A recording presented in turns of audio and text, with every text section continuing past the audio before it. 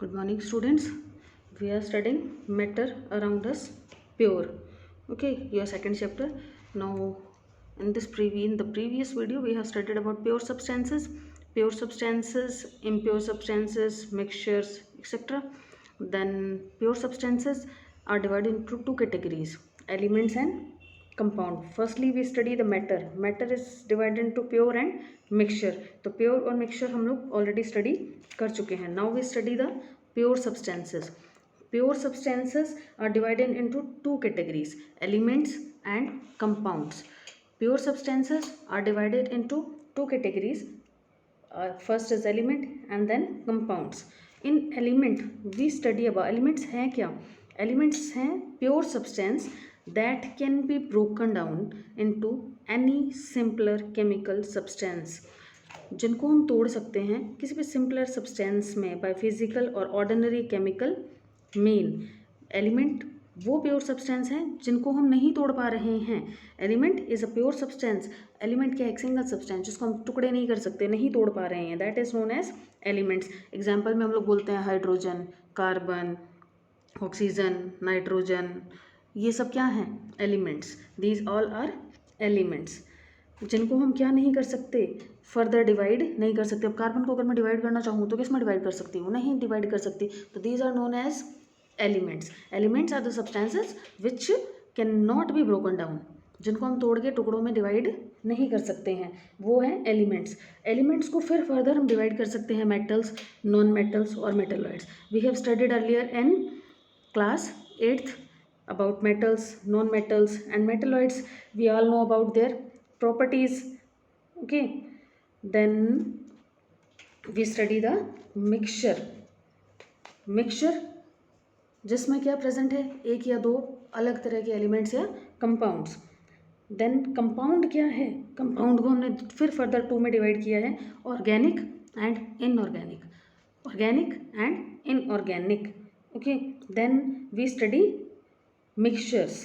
We start the study of mixtures. Mixture are of two type: homogeneous or heterogeneous mixture. Homogeneous and heterogeneous mixture. We already studied about homogeneous mixture in which all the constituents are mixed in uniform composition. जिसकी composition क्या रहे? Same. तो वो है homogeneous mixture. जिसकी composition fix नहीं रहे, mixture in which all the constituent are not mixed in uniform composition. यानी जिसमें यूनिफॉर्म कंपोजिशन प्रेजेंट है दैट इज होमोजेनियस मिक्सचर, और जिसमें यूनिफॉर्म कंपोजिशन नहीं है that is known as heterogeneous mixture. कि in which all the constituent are not mixed in uniform composition. जितने भी कॉन्स्टिट्यूएंट मिले हैं उसके अंदर उनकी किसी की भी यूनिफॉर्म कंपोजिशन नहीं है, तो वो है heterogeneous mixture.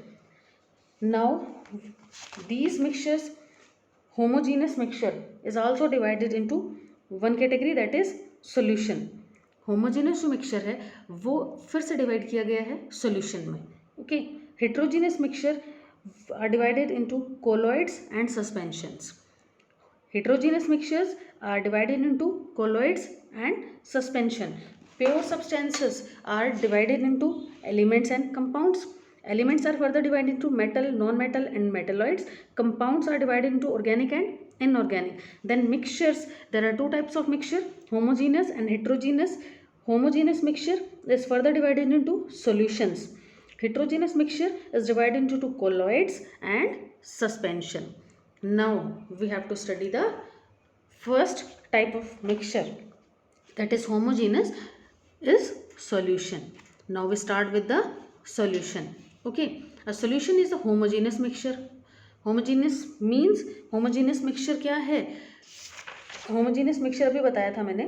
a mixture in which all the constituents, a mixture in which all the constituents are mixed in uniform composition. a mixture in which all the constituents are mixed in uniform composition. इसको हम क्या बोलेंगे? homogeneous mixture. Okay, tap water है, vegetable oil है, mouthwash है, ये सब क्या है? होमोजेनियस मिक्सचर के example. Solution is a homogeneous mixture of two और more substances. You come across various type of solution in our daily life: lemonade, soda water, all are the examples of solution. Usually we think of solution as a liquid that contains either a solid, liquid or a gas dissolved in it, but we can also have a solid solutions and gaseous solutions also. gaseous solution क्या है? air. जिसमें बहुत सारे gases present है इन definite composition. In a solution there is homogeneity at particular particle level. For example, अगर हमने lemonade है, lemonade taste the same throughout. Lemonade का जो टेस्ट है, चाहे ऊपर से पी लो ग्लास में से, चाहे हम अंडर बिल्कुल नीचे बैन जाके पीते हैं, थोड़ा सा बचा हुआ है उसको पी रहे हैं, तो टेस्ट क्या रहेगा हमारे पास? Similar. This shows that the particle of sugar and salt are evenly distributed in the solution. ये क्या शो करेगा कि जो शुगर और साल्ट है वो इवनली डिस्ट्रीब्यूटेड है सोल्यूशन में। ओके, तो सोल्यूशन क्या है? एक होमोजीनियस मिक्सचर टू और मोर सब्सटेंसेस से मिलके बना है। बहुत सारे सॉल्यूशंस हम लोग अपनी जो डेली लाइफ है उसमें देख रहे हैं, तो कॉमन एग्जांपल हमने लेमनेड का लिया। लेमनेड क्या है? लेमनेड एक सिंपल एग्जांपल है, चाहे हम लोगों ने शुगर ऐड कर ली वाटर में तो वो भी होमोजीनियस है, ऊपर से लेके नीचे टेस्ट क्या रहेगा अगर हमने शुगर को इवनली डिस्ट्रीब्यूट किया है, तो that is the example of homogeneous solutions.